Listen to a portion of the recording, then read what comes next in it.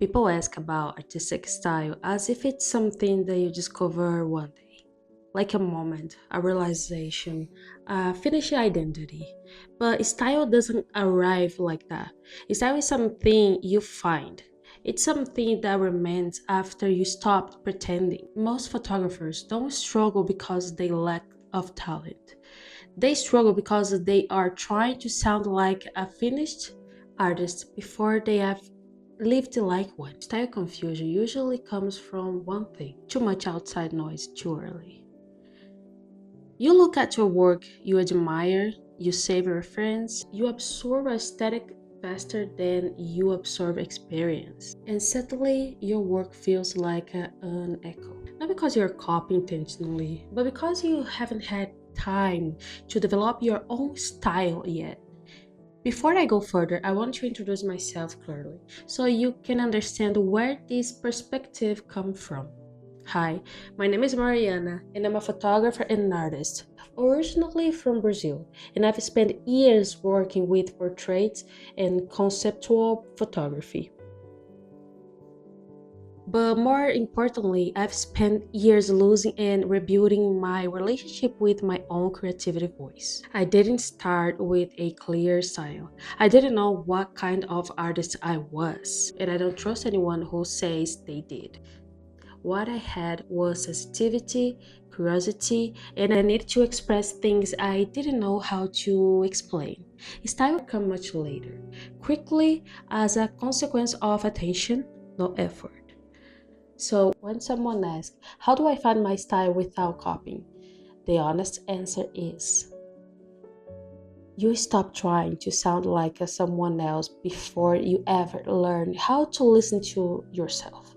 Style is not aesthetic first, it's a behavior first. It's how you notice things. What do you linger on? What do you avoid? Two people can photograph the same subject in the same place with the same camera and still create completely different work. Why?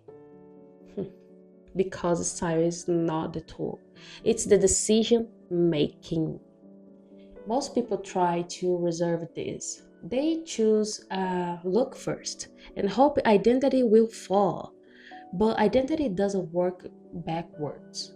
If you want to develop a real aesthetic style, you need to ask different questions. No, how do I make my work look unique? But what do I constantly respond to? What kind of light makes me to stop scrolling? What emotion do you keep circling back to? What themes appear in your work even when you are not trying? These repetitions matter. Style is a repetition with intention. Another thing people misunderstood is originality. Originality doesn't not mean absence of influence. Every artist is influenced. What matters is how influence is processed. When influence is shallow, it becomes imitation. When influence is deep, it becomes transformation. There's a really difference over there. Instead of asking, how can I make this look like theirs? Ask, what question are they asking that I also care about? Artists don't share styles, they share obsessions. If you don't know what you're obsessed with yet, that's not a problem. That's where you are. But you won't find it by copying outcomes. You'll find it by paying attention to patterns in your curiosity. One practical thing that helped me immediately was separating practice work from identity work. Not everything you create needs to represent you. Some work exists only to teach you. That's very important to pay attention. If you treat every magic as a statement, you will freeze. But if you allow work to be experimental, temporary, even uncomfortable, your style has room to emerge. Style needs safety to grow. Another important truth: style often appears when you stop chasing approve. Approve teaches you what acceptable. Style comes from what is honest. If you constantly adjusting your work based on reaction, your voice will always be delayed. You are responding instead of initiating. Find your style requires period of privacy. Creating without feedbacks, editing without posts, and letting work exist without explanation. That's uncomfortable, but necessary. One of the biggest lies in the creative world is that constancy means meanness. Constancy is not a repetition visuals, it's a repetition values. Your colors can change, your composition can evolve, your subject can shift. If the underlying intention remains, your style remains. Another mistake I see often is people trying to name their style too early. Labels create pressure. Once you name it, you feel like you have to protect it. But style needs room to distract itself. You are allowed to explore softness one year and intensity in the other. That's not confusion, that's growth. A strong style is flexible. A weak style is fragile. And this is where editing becomes crucial.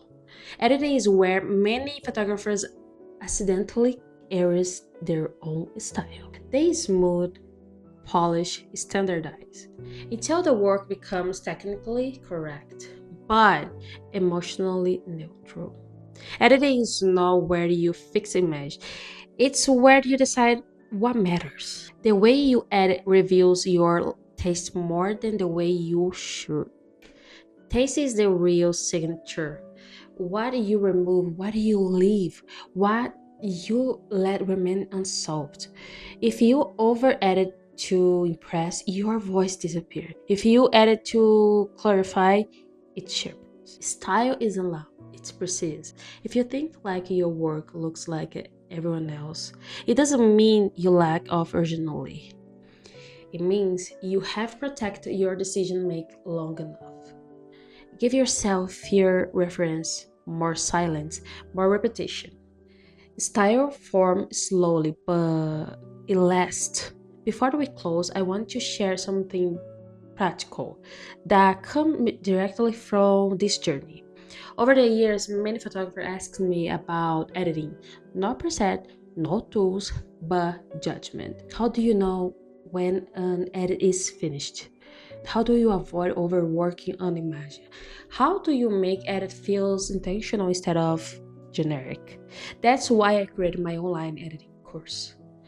Not to teach you specific looks, not to replace your style with mine, but to help you strengthen your decision making. Inside of this course, I walk through how I edit with intention, how I evaluate balance, emotion, restraints, and clarity, so your ads supports your voice instead.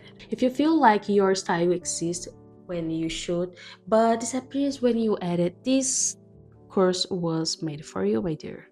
You will find the link in the video description. And before you leave, if this conversation helped you see your creativity process differently, I would love you to stay.